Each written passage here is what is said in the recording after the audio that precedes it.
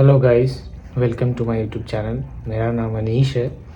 आज का वीडियो रहेगा J1 वीज़ा इंटरव्यू क्वेश्चंस के रिलेटेड और मतलब क्या क्या क्वेश्चन पूछे जाते हैं और मेरे को क्या क्या क्वेश्चन पूछा गया है, तो इसके रिलेटेड हम लोग थोड़ा बात करेंगे।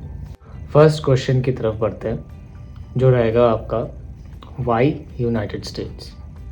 ये सबसे मेन और सबसे इम्पॉर्टेंट सवाल है, क्योंकि मोस्टली सबको यही क्वेश्चन पूछता है स्टार्टिंग में कि आप यूनाइटेड स्टेट्स क्यों जा रहे हो, है ना। तो आप अगर स्टडी पर्पस के लिए जा रहे हो और अगर आप J1 वीज़ा के दौरान जा रहे हो, तो आपको ये क्वेश्चन पूछा जाएगा कि आप यूनाइटेड स्टेट्स ही क्यों जा रहे हो। ये आपको सवाल पूछे जाएगा घुमा फिरा के, what is the purpose of your visit वगैरह वगैरह करके। तो सेकंड क्वेश्चन हो सकता है, आप यूनाइटेड स्टेट्स में कहाँ जा रहे हो एग्जैक्ट। अगर आप J1 वीज़ा के लिए अप्लाई कर चुके होंगे, अगर आपको प्रॉपर्टी मिल चुका होगा, तो आपको ये नहीं बताना है कि आप स्टेट जा रहे हो, ऐसा कुछ।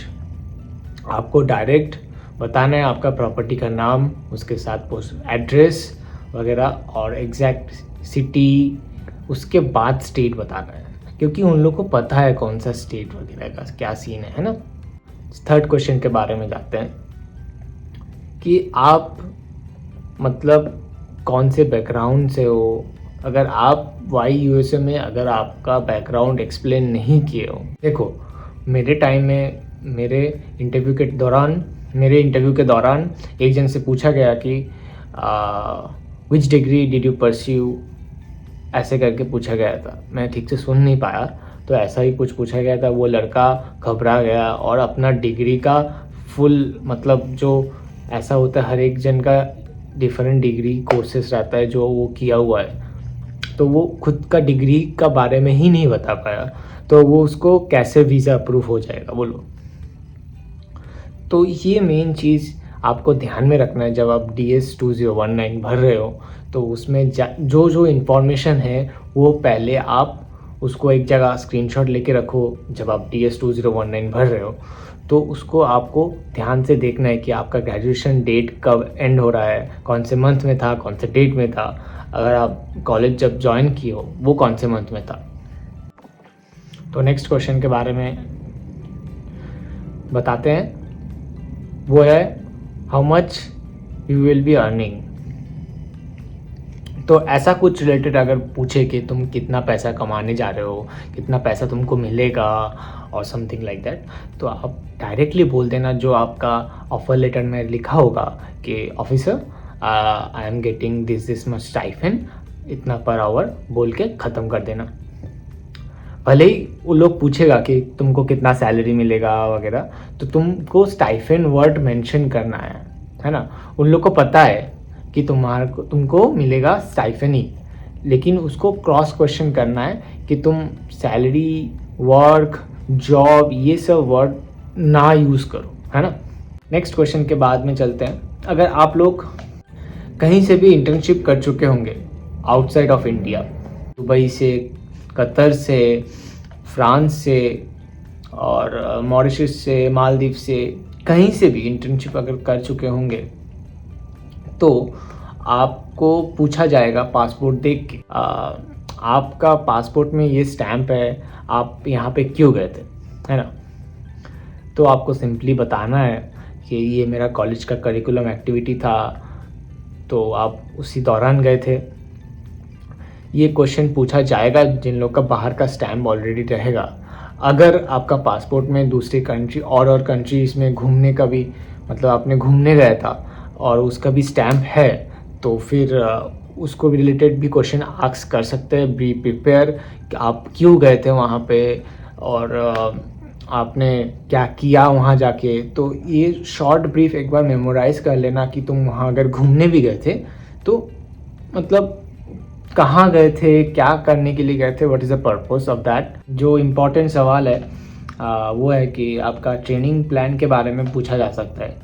तो आप ये पूरा ट्रेनिंग प्लान याद करके रखना कि आपका HR का नाम कौन है, आपका जो एग्जीक्यूटिव मतलब रहेगा, मतलब अगर आप एफएम में जा रहे हो या फिर किचन में जा रहे हो या फिर आप फ्रंट ऑफिस में जा रहे हो, कोई भी डिपार्टमेंट में जा रहे हो, तो उन लोगों का इंफॉर्मेशन है, कौन आपका सुपरवाइज़र रहेगा, कौन आपका एचआर रहेगा, तो ये सब इंफॉर्मेशन आप पूरा याद कर लेना, है ना।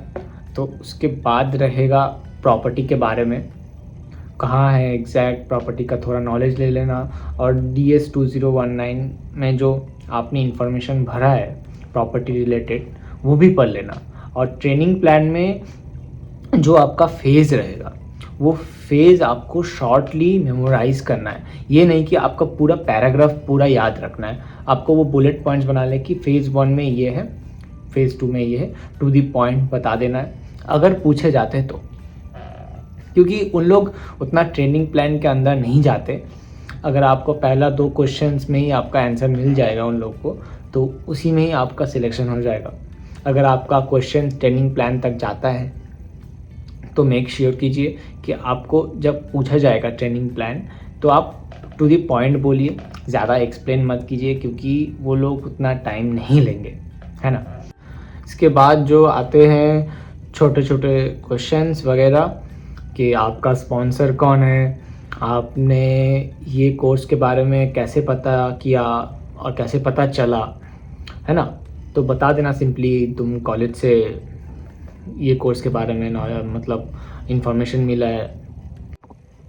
अभी आते हैं कि मुझे क्या क्या क्वेश्चन पूछा गया था और मेरे साथ क्या क्या हुआ था सिचुएशन में ऑन स्पॉट में, मैं एक्सप्लेन करने वाला हूँ।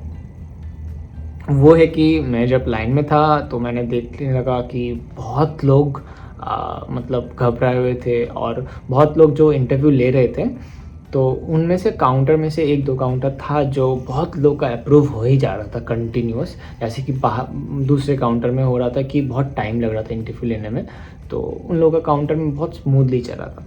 तो मेरा दिमाग में वैसा था कि मैं उन्हीं दोनों काउंटर में से किसी भी काउंटर में चला जाऊँगा, है ना। तो ये सब छोटे मोटे चीज़ आप लोग नोटिस करना, है ना। तो मैं वहाँ जाके खड़ा हुआ तो मेरा जो हुआ था वो चेंज करवा दिया, वहाँ का लोकल जो स्टाफ था जो अरेंजमेंट्स करवा रहा था लाइनिंग का, तो मेरे को चेंज करवा दिया, तो दूसरे लाइन में चला गया मैं। तो मेरे सामने 3 जन का रिजेक्शन हुआ था, तो मुझे हुआ घबराहट, है ना। मेरा बारी आया तो फर्स्ट क्वेश्चन मैं सोच ही रखा था कि वायु से पूछेगा, है ना।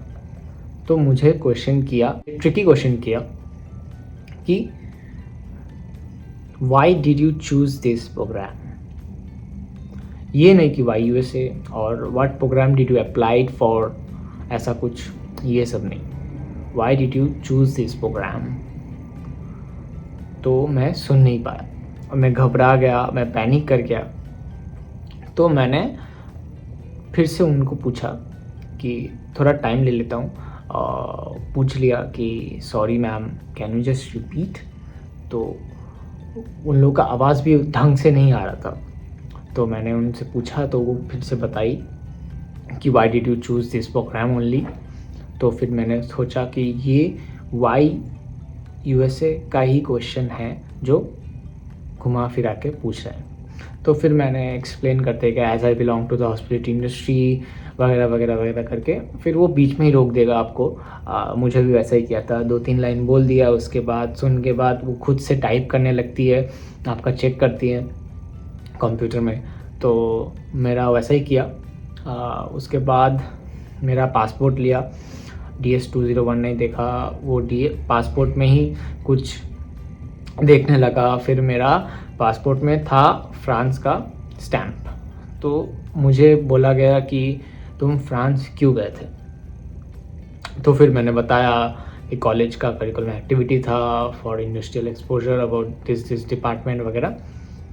तो फिर वो कुछ फिर से टाइप की, फिर उसके बाद कुछ मेरे को लिफलेट दी, वो मैं पढ़ने लगा, कुछ बोला कि पढ़ लो।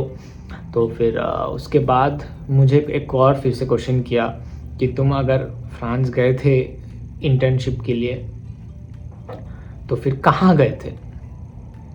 तो फिर मैं वो नहीं सुन पाया, क्योंकि उस टाइम में मतलब हॉल जो होगा वो बहुत बड़ा रहता है और वहाँ पे बहुत लोग आवाज़ करते रहते हैं, बातें करते रहते हैं और ऊपर माइक से भी अनाउंस होते रहते हैं। तो आपको मेक श्योर करना है कि उनका आवाज़ ढंग से आए और वो लोग भी एक कांच का जो दीवार है उसके उस पार रहते हैं और आवाज़ माइक के थ्रू आता है, तो उतना ढंग से नहीं आता है। तो मेक श्योर करना है कि आप उनके बात ध्यान से सुनिए। तो ये कोई गलत बात नहीं कि आप नहीं सुन पा रहे। तो फिर मैंने पोलाइटली फिर से पूछा कि sorry ma'am, can you just please repeat. तो फिर वो फिर से बोली कि तुम फ्रांस गए थे, एग्जैक्ट कहाँ गए थे। तो फिर मैंने बोला कि पूरा एड्रेस, पूरा स्टेट, पूरा मतलब एग्जैक्ट लोकेशन, प्रॉपर्टी का नाम सब बोल दिया। तो फिर उनको लगा मैं जेन्युइन हूँ।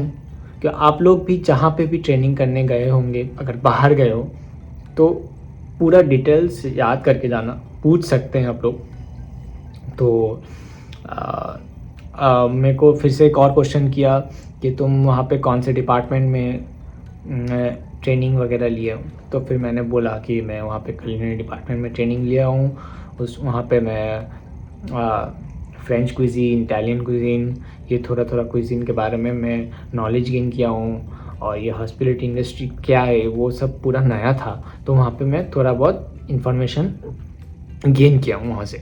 तो फिर वो पूछा कि फिर लास्ट में ये सब होने के बाद जब ऑलमोस्ट मेरा अप्रूव हो गया था, वो पासपोर्ट ले साइड में रख चुका था और मैं खुश हो चुका था कि मेरा अप्रूव हो गया, और वो एक लीफलेट देने वाली थी, वो हाथ में ही थी। फिर वो हाथ में देते देते मेरे को पूछा कि एक फ्रेंच डिश के बारे में बताओ जो तुम सजेस्ट करना चाहते हो, बहुत अच्छा तुमने बनाया होगा। तो फिर मैंने एक फ्रेंच डिश के बारे में बता दिया, पूरा एकदम मेन कोर्स। तो वो खुश होने लगी। फिर उसके बाद वो गोल्डन वर्ड्स बोलने लगी कि योर वीज़ा इज़ अप्रूव्ड। तो फिर मैंने थैंक यू बोला, फिर वहाँ से निकल गया। तो यही था वीडियो।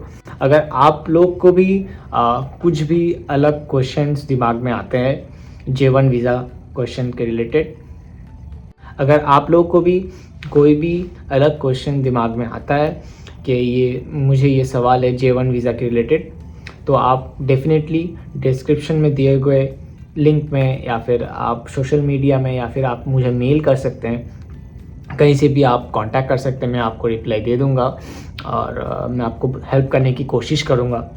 अगर आपका रिजेक्शन हो चुका है, अगर आप सेकेंड टाइम या फिर थर्ड टाइम अप्लाई करना चाहते हो, तो फिर आप लोग मेक श्योर करना कि आपने क्या गलती किया है ना। मेन चीज़ ये है, आपका रिजेक्शन क्यों हुआ था, ये सबसे मेन इम्पॉर्टेंट चीज़ लोग जानते ही नहीं है, क्योंकि वो लोग बताएंगे नहीं कभी आपको कि आपका रिजेक्शन क्यों हुआ था। अगर आप जानते ही नहीं हैं कि मुझे रिजेक्ट क्यों किया गया, आप सेकेंड टाइम अप्लाई करो, थर्ड टाइम अप्लाई करो, तो कोई फ़र्क नहीं होगा। जब अपना गलती नहीं सुधारोगे तो कैसे पता चलेगा, है ना।